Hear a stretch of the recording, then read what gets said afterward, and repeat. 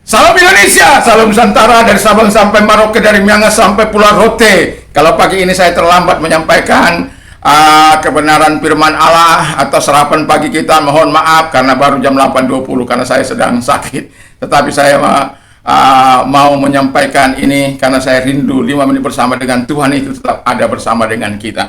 Puji nama Tuhan. Sebelumnya kita berdoa. Tuhan Yesus, mari Engkau terus memberikan kami kemampuan untuk melakukan apa yang seharusnya kami lakukan dan memiliki apa yang seharusnya kami miliki. Di dalam nama Yesus kami bersyukur dan berdoa. Haleluya, amin. Puji nama Tuhan.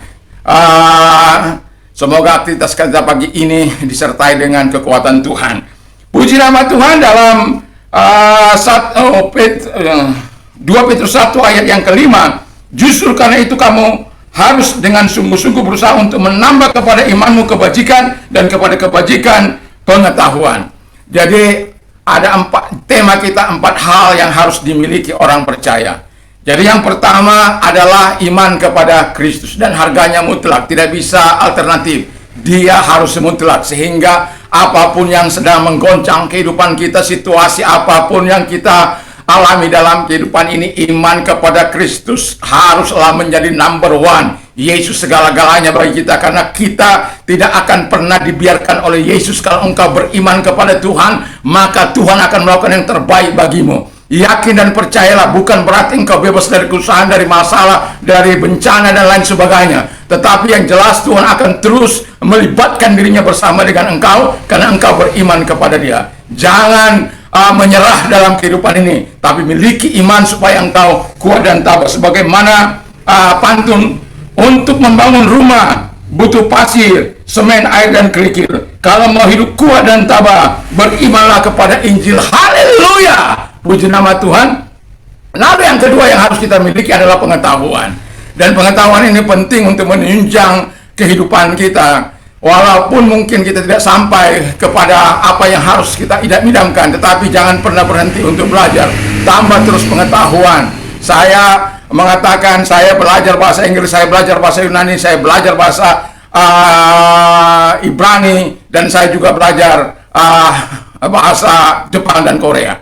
Yang mau saya katakan adalah setidak-tidaknya kalau ada orang Korea, saya bisa menyambutnya dengan bahasa mereka. Dan ketika mengapa penting pengetahuan itu? Karena dia bisa menunjang karirmu di masa yang akan datang. Dan itu sebabnya engkau harus memiliki iman. Harganya mutlak pengetahuan yang harus kau usahakan, kau kejar sampai kapanpun juga. Long life education. Yang ketiga kata firman adalah yang saya ambil dari ayat yang lain, Keluaran 36 ayat 1. Semua orang harus memiliki keahlian. Jadi kalau kita memiliki keahlian dalam situasi apapun dunia ini, kita sudah melihat bagaimana orang-orang yang punya keahlian, mereka bangkrut dalam satu saat, tetapi karena mereka punya keahlian dan pengetahuan, dan keahlian itu tidak bisa diambil oleh orang lain. Engkau memiliki harta, bisa, emas Anda bisa diambil orang lain, seluruh kekayaan Anda bisa diambil oleh orang lain dalam waktu sesaat, seperti yang kita ketahui bagaimana Ayub sekaligus anaknya, harta bendanya, seluruh harta kekayaannya diambil dan sekaligus dan hilang pada satu saat saja.